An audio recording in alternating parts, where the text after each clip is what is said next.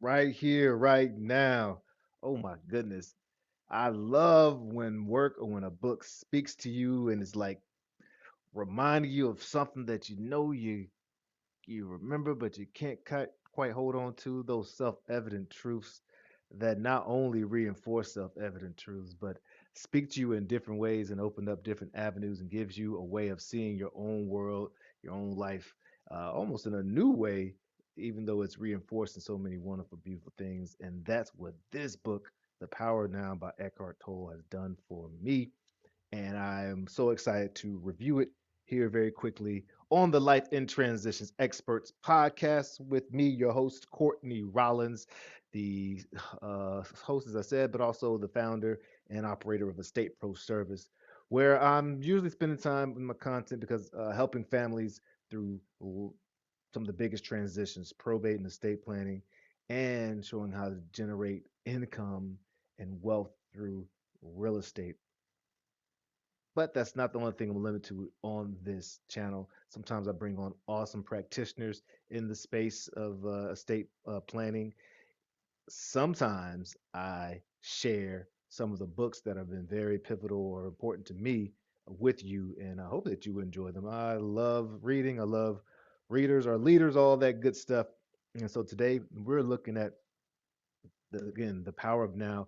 This has been touted by many folks. It has been crowned by Oprah Winfrey herself. So, whenever she puts something out there, quite often it resonates with a lot of people. But regardless, this is a book about, as it says there, a guide to spiritual enlightenment. So let's just look at a couple of things that I think that it points out that I think you may resonate with.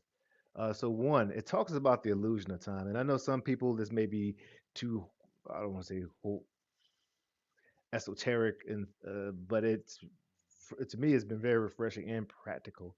One thing one stanza speaks on is that all we have is now, and that really is a fact, as opposed to being trapped by our past or being anxious about the future. Really, if we recognize that the only thing that you can really or that I can experience is now.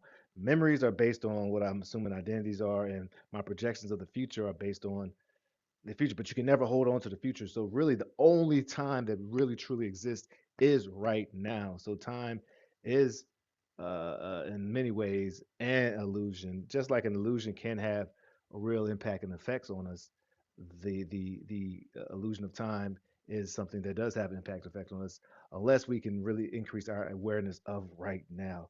It's been making me think that God is now. The presence of God, of that being of being is right now. However you recognize that higher form of self or that higher being, I think it's very important that, and as this book has highlighted, that you can do that by accessing understanding that all you have is right now. Another thing, it talks about the influence of the ego. Now, this is a hard one to hold on to because I'm a very proud person, and it has invited me to really and challenged me to think about some of the identities I hold. I'm a black male in the United States, married, husband, and all those things are going to fade away eventually. It doesn't mean that I don't have pride in them, but I have to be careful not to allow my ego or my identities to have too strong of influence on me when I there's something even more eternal. Courtney Rollins, I'm going to be gone 100 years from now, 500 years from now. This body, ashes to ashes, dust to dust. But what's eternal in me is that being, is that now, is that presence.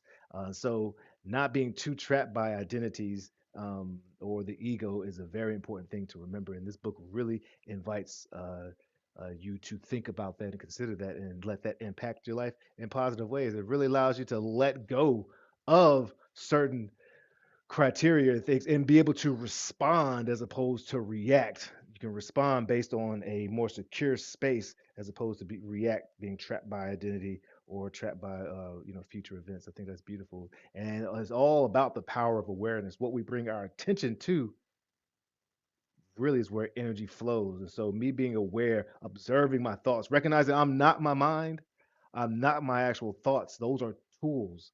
Just like I'm not my hand, this is a tool. I'm not my identity. That is something that, that's I guess you can say a tool or a resource that I can use to make meaning.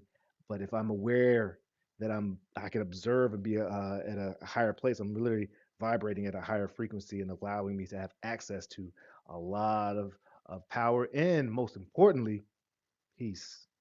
It's a beautiful thing. This is a beautiful thing. I love it. I love it.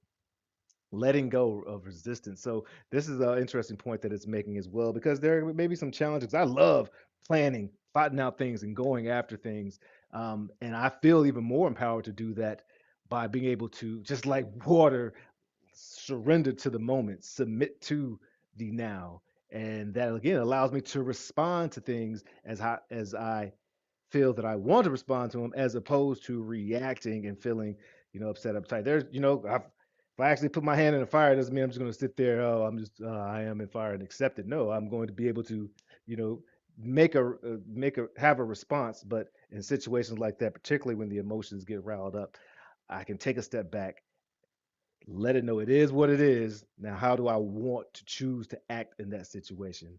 It is what it is.